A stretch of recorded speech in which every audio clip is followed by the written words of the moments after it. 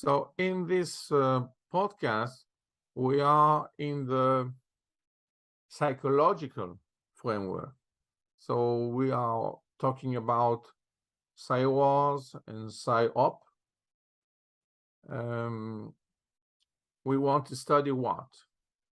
The psychological warfare or even the psychological operations were weapons in the mental war long time ago, and of course before the Cold War. They were used to create a planned psychological reaction in other people. It wasn't necessary to use the truth, and lies were very efficient against the emotions or the motives, the value system or the belief system. It was a level above the rhetoric. Everything was possible to get a result. False flag tactics or black operations were possible to destroy the morale of enemies. It was a way to mislead the enemy about the presence and disposition of forces. In 1924, a Soviet directive for higher commands stated that operational deception had to be based upon secrecy, imitation, demonstrative actions, and of course, disinformation. The theory Operation Maskirovska was one of most important means of achieving surprise. The stunning effect produced on the enemy was a crucial point. They didn't need the Cold War or even the NATO to do this. By this way, the term psychological warfare was known in USA only after 1941. So, we are talking about something which is a reality. In your reality of what? Of the anti-Cold War. So it's important to imagine that for the Soviet mind and the Soviet mentation is not something new. It is in their mind from the beginning because they are based on liars. They know that their ideology is not functioning, is not efficient. They don't care. They just want the power. So from the beginning, they use theoretical concepts and they use psychology to convince the others, to persuade the others that they are right. So their tools, their weapons, in fact, were created in a kind of mental war. So it's very close to ideology, not so close to policy, but in fact is a good way to do something wrong. I mean, if you want to do something wrong, it's not a good idea to use good facts, because at the end, it will be wrong. But if you are in the wrong place, with the wrong timing, you can use liar to create something new, which is propaganda. In this new framework, you can imagine that if everything is fake on what you do, the important thing is if the others are thinking that it's true, and this is sufficient. So imagine that you know the absence of reality of what you are thinking, but you know also that the others trust this. They believe in this. In fact, you have created what? Believers of your propaganda. For the others, it's the faith. They think that Soviet Union is like this. And you don't care if it's not the reality.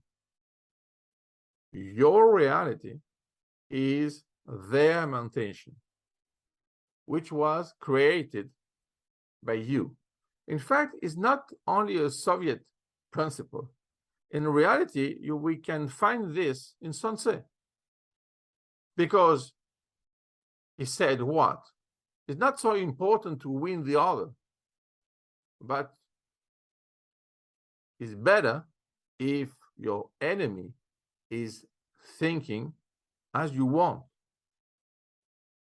So, with the psychological warfare and psychological operations, they were ready a long time before the US to do this kind of things.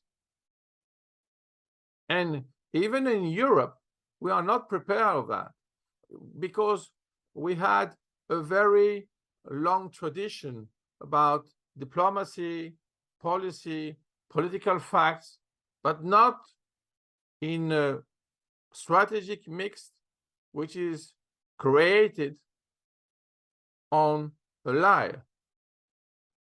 Everything was wrong.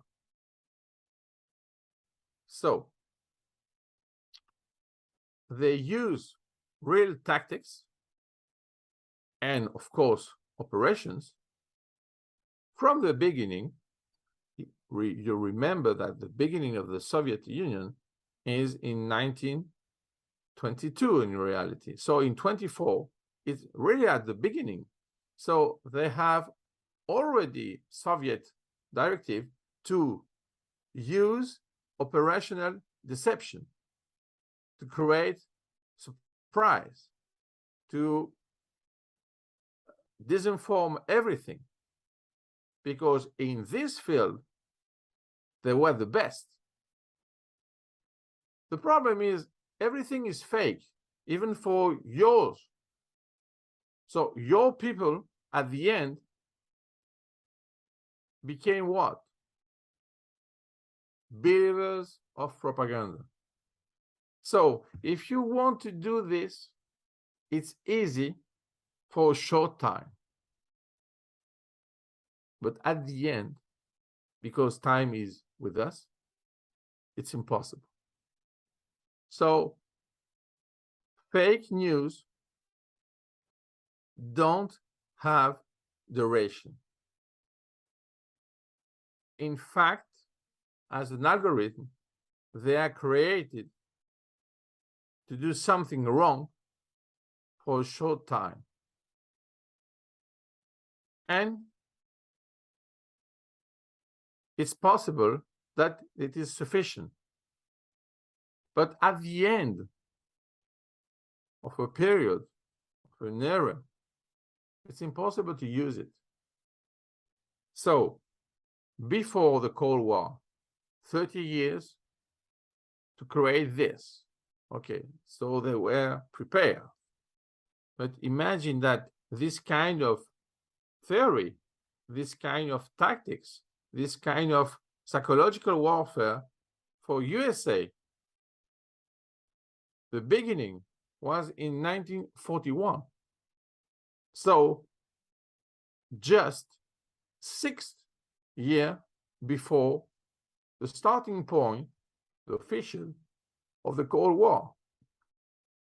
So in reality, you had at that time someone who was a specialist of psychological warfare, psychological operations, fake news, fake history.